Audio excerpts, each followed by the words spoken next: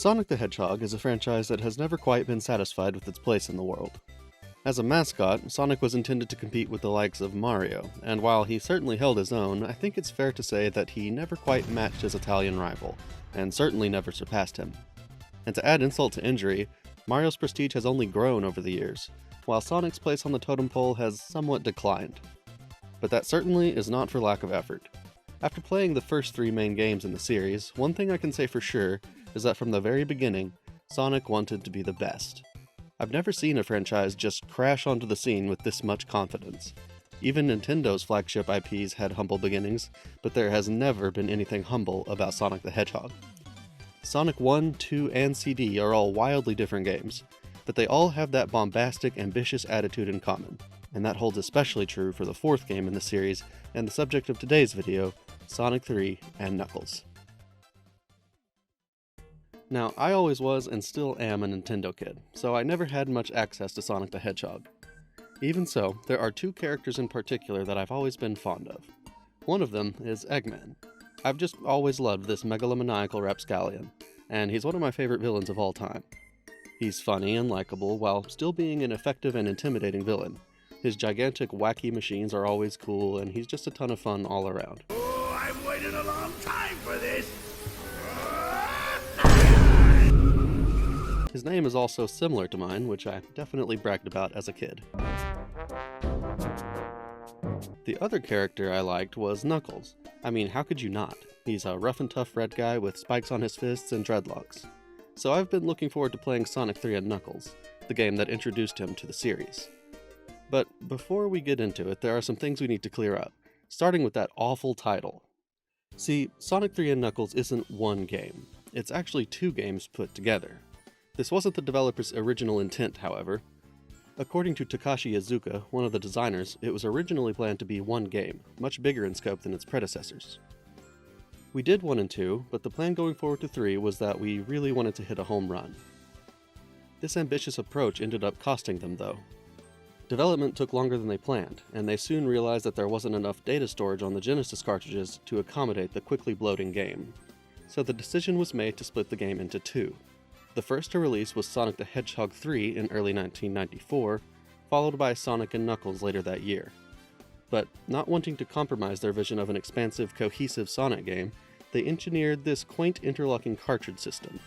By inserting Sonic 3 into Sonic and Knuckles, the 2 games became one, just as God intended. I think this is just the coolest thing, and it really shows off the creative spirit and determination of the developers and designers behind these Sonic games. Sadly, this does mean we're now stuck calling this thing Sonic 3 and Knuckles instead of just Sonic the Hedgehog 3 or just Sonic and Knuckles or anything else that wouldn't be so awkward. But I won't hold that against the game itself. I'm sure there are lots of good people with bad names out there too. Shout out to all the Karens in the world who are perfectly nice and reasonable people who would never think of asking for a manager. But anyway, now that I've explained Sonic 3 and Knuckles' unique and complicated origin, I do want to clarify that I will be treating this as one singular experience, not 2 separate ones. If you're enjoying these videos, please consider liking and subscribing, as that would be a major help. With that said, let's get right into it.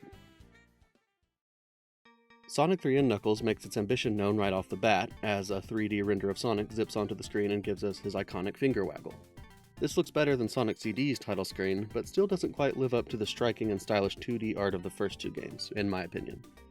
Upon starting the game, we're given the choice to play as Sonic, Sonic and Tails, or Knuckles. As excited as I was to find that you can play as my boy Knuckles, I did choose Sonic for my first playthrough. The game opens with Sonic and Tails flying over the ocean in a plane. Sonic jumps off and goes supersonic, shooting off at the speed of sound, straight into Knuckles' fist. Wow, and after all those nice things I said about him too. Yeah, as it turns out, Knuckles is a bit of a jerk in this game. But it isn't entirely his fault. According to the manual, Eggman has tricked him into believing Sonic and Tails are after the Chaos Emeralds, which Knuckles is tasked with guarding. This is an insultingly obvious lie on Eggman's part, but Knuckles is a bit mentally challenged, bless his heart. Oh wait, I can't read. So while Eggman goes about stealing the emeralds himself to repair his Death Egg, which you might remember from Sonic 2, Knuckles makes it his personal mission to impede Sonic's quest at every turn, smiling smugly all the while. Maybe he's not so cool after all. Now that we've covered the development and story of Sonic 3 and Knuckles, it's time to talk about the game itself. What stands out immediately are the visuals, which are honestly staggering. There were large portions of this game I ended up not enjoying, but throughout the entire experience, I was consistently impressed with how good it looks. Each level has its own unique visual identity with fun and interesting themes. Some of these backgrounds are really dazzling, and I particularly like the ones where you can see the Death Egg looming over the horizon. It makes the world feel tangible and real in a way not many games of this era did. Sonic and the other characters are looking fantastic as well, a perfect balance of visual detail and cartoonish charm. The bright primary colors of Sonic, Tails, and Knuckles are striking and appealing, making them an instantly iconic trio. The sound of the game is excellent as well, pushing that Genesis sound chip to its max. As Sonic buffs will likely tell you, Sonic 3's soundtrack is a little bit complicated. Michael Jackson was involved at some point, though his actual contribution to the tracks was reportedly limited, and they ended up being removed from the game, for reasons I won't go into in this video. If you have some inside info on this subject, I would love to hear from you in the comments. Suffice to say, I am only familiar with the soundtrack that appears in the Sonic Origins versions of the game. It falls short of Sonic CD and Sonic 2's music in my humble estimation, but it holds up and there are a couple of jams hidden here and there. Presentation aside, Sonic 3 and Knuckles take some steps forward in game design for the series as well. It's clear that the developers wanted to go much bigger than before, which, as we discussed, led to it being split into two parts. These levels are massive, especially in comparison to previous titles. The game manual boasts zones 3 times bigger than earlier games, and easily lives up to that claim. But they aren't just big. They're stuffed to the brim with intricate design and interesting mechanics. Each zone has its own unique take on enemies, obstacles, platforming, and boss fights, and it's all presented in a surprisingly cinematic way. Each level feels like an event, and I do mean each level. As with Sonic 2 and CD, the game is structured with a series of 2-act zones, but unlike those games, each act within a zone is distinct from one another. Sonic 3 begins with Angel Island Zone, a lush green forest brimming with life, but at the end of Act 1, one of Eggman's robots sets it on fire, transforming it into a blazing inferno for Act 2. This is not only visually exciting, but it adds depth to the game's story, giving the player incentive to stop Eggman before he can cause more harm. Even from Sonic 1, Eggman clearly represented themes of over-industrialization and hyper-capitalism, as he enslaves innocent animals and converts them to mindless drones. But here he really feels like an active threat to the environment, as he burns down forests, crumbles ancient ruins, and pillages the mystical power of the Chaos Emeralds, all to fuel his twisted machinery. This is the most villainous he's been yet. It feels more satisfying than ever to take him down in this game, since we have a first-hand view of his evil and destructive acts. Not every zone is as interesting and eventful as Angel Island, but having a fresh new appearance for almost every single level is a major breath of fresh air. We've come a long way from the monotonous 3-act zones of Sonic 1, and it's a huge improvement. Sonic 3 and Knuckles' core gameplay is almost identical to Sonic 2, with no new mechanics as far as I can tell. Where this game really changes things up is its level design. I touched on it just a moment ago, but every level is brimming with unique challenges, requiring creative use of the limited mechanics. This made playing through the game a much more diverse and sustainable experience, which is good because it's quite long.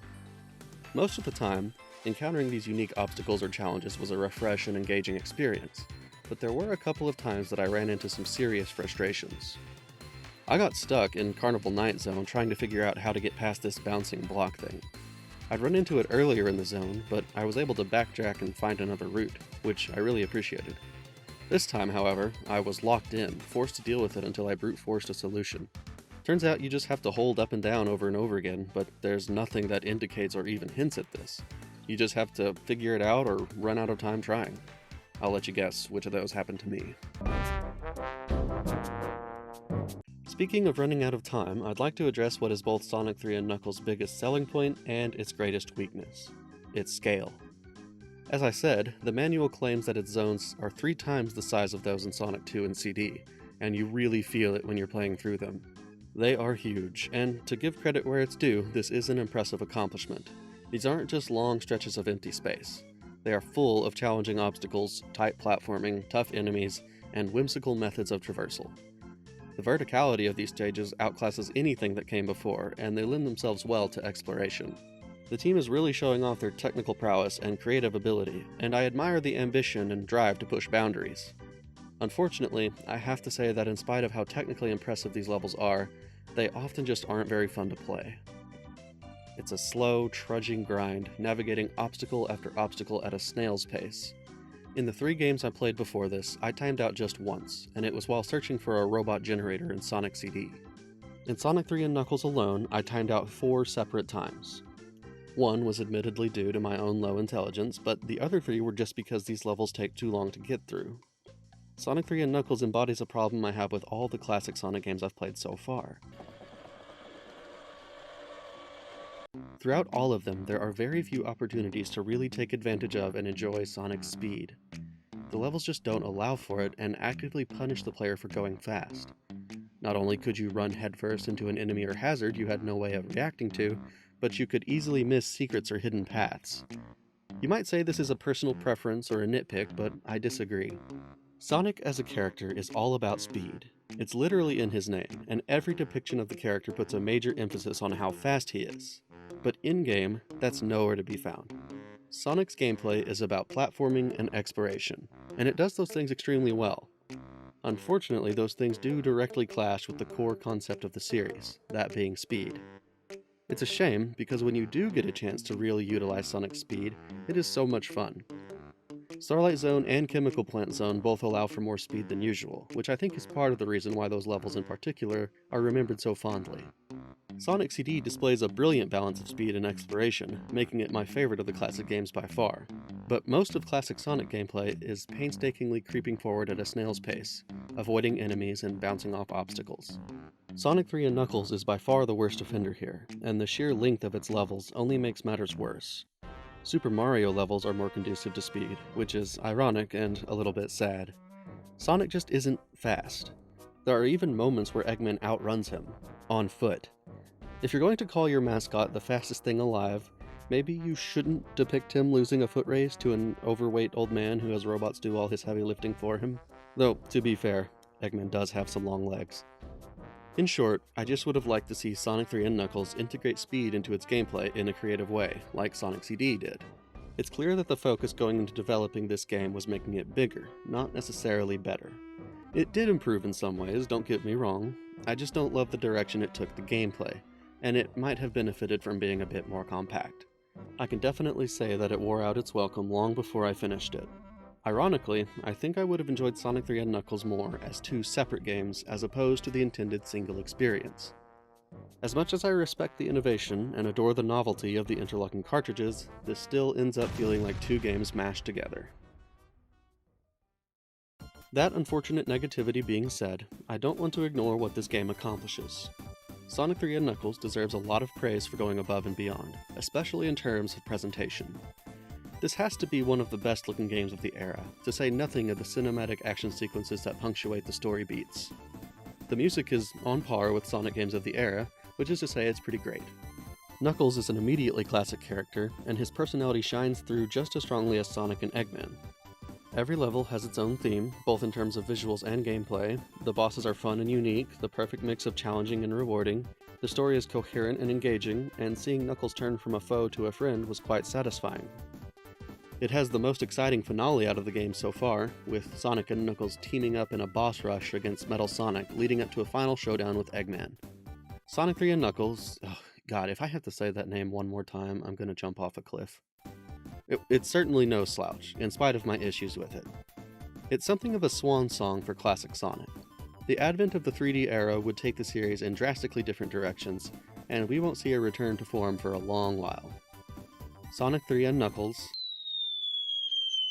holds up as a capstone to Sonic's golden age, rounding off a series of games that truly deserve their place in history.